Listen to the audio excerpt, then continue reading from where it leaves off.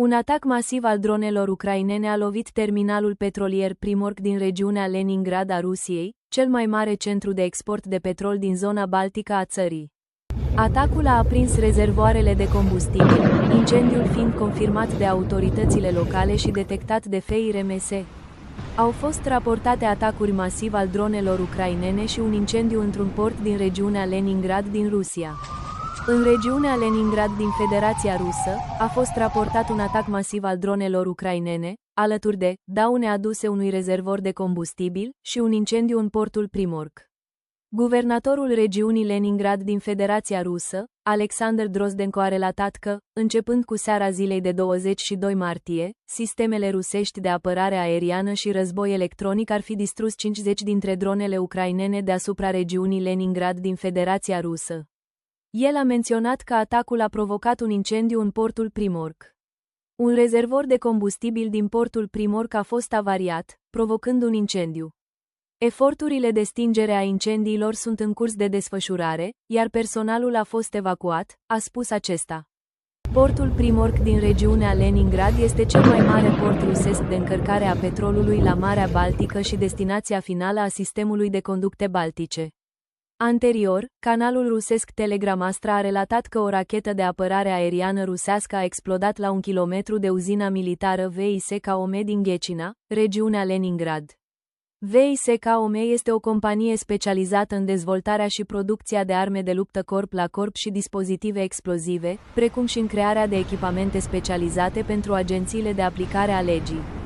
Este inclusă în registrul organizațiilor Complexului Industrial de Apărare, MEIC, al Federației Ruse. Un incendiu a izbucnit lângă o rafinărie de petrol din Ufa, Rusia, locuitorii raportând rafale de focuri de armă și explozii multiple în zona industrială aflată la aproximativ 1400 km de Ucraina. Rezumatul zilei 1489 a războiului din Ucraina. Astăzi, 23 martie 2026, marchează ziua 1489 de la începutul invaziei pe scară largă a Rusiei în Ucraina. Situația curentă este caracterizată de următoarele evoluții principale: frontul de est și sud, luptele de uzură continuă în punctele critice, forțele ruse menținând presiunea în sectoarele unde au înregistrat avansuri recente, în timp ce forțele ucrainene își consolidează noile linii defensive. Atacuri cu rază lungă, ambele părți continuă utilizarea intensivă a dronelor și rachetelor. Ucraina vizează infrastructura de rafinare și logistică de pe teritoriul rus, în timp ce Rusia lovește sistematic rețeaua energetică și centrele urbane ucrainene. Context politic și militar, ajutorul internațional, discuțiile privind livrarea de muniție și echipamente moderne, sisteme de apărare aeriană și avioane de luptă, rămân prioritare pentru Kiev. Mobilizarea. Ucraina continuă procesele de reformă a mobilizării pentru a asigura rotația trupelor epuizate de pe front. Conform raportului transmis de statul major al forțelor armate ale Ucrainei în dimineața zilei de 23 martie 2026, pierderile armatei ruse în ultimele 24 de ore sunt următoarele: personal, aproximativ 970 de militari, morți și răniți. Artilerie, 24 sisteme de artilerie. Drone, UAV, 1999 unități de nivel tactico-operativ. Vehicule și cisterne, 136 unități. Blindate, 5 vehicule de luptă ale infanteriei, APV. Un tank, alte echipamente, un sistem de lansare multiplă de rachete, MLRS, și 2 unități de echipament special. Bilanțul total al pierderilor rusești de la începutul invaziei a ajuns la aproximativ 1.288.850 de persoane. Săptămâna trecută, 16-22 martie 2026, a fost marcată de un ritm ridicat al pierderilor pentru armata rusă, cu o medie zilnică de peste 1200 de militari scoși din luptă. Cea mai sângeroasă zi a fost 18 martie, când s-a înregistrat un record pentru anul 2026 de 1710 militari ruși. Totalul pierderilor săptămâna trecută fiind de 8710 de ruși. Tancul ucrainean T-64 BIV din cadrul brigadei, Rubiș, a atacat Nove Shakhove pe axa Dobropiliei, distrugând o casă cu trupele rusești și traversând așezarea.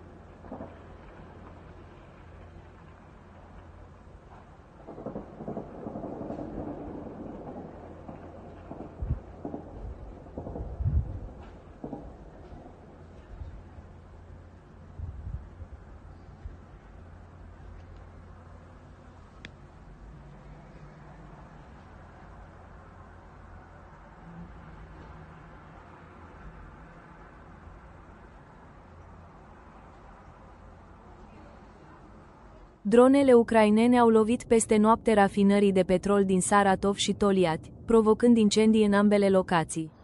În Ufa, o clădire rezidențială a fost lovită în contextul activităților de război electronic rusești.